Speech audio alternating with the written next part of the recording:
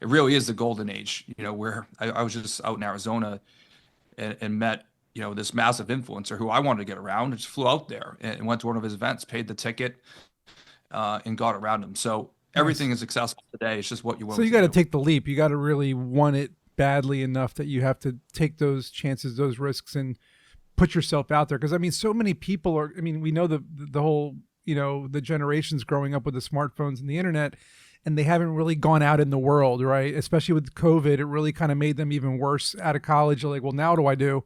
I don't even know how to function. So we're talking to a whole new world out there, and you brought up a lot of points, and I want to shift over to systems and processes. This is something that I've talked about a lot in my podcast. I've been doing this for 6 years.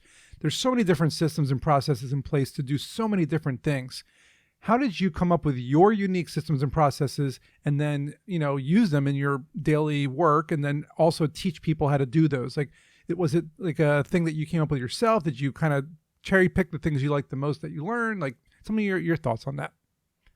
Yeah, I'm a big believer in chaos first. So create chaos, which generates a need, right, for cleaning things up and having some order. So a lot of it's, forcing yourself into things, right? If I build a team, I got to force myself into becoming a great leader. So I create problems first and then come up with solutions. And I've gotten better over the years, right? Being more proactive to problems they don't have as many, right? But for systems processes, for me again, it was learning from people that had them. A lot of success that's out there leaves a trail of breadcrumbs, right? I just got to pick them Right. up, and then it's creating kind of what works best for me, my team, my organization, and adding some finishing touches, and then there's the opportunity to create from there and building your own. But you don't necessarily need to be the creator of all things. Right. Sometimes it's just about being the great, duplicator and seeing what's out there and learning from the best. And that's how I did it, honestly. It was, create the problem and then create the solution next. We've seen that so much, right, over the past several, 50 years.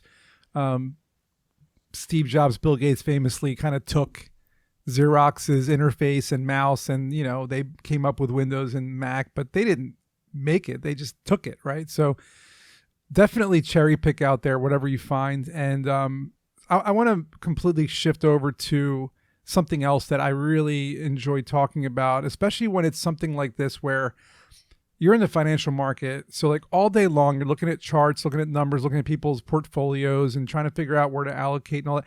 And it's great, but it can potentially get a little tedious and repetitive after a while.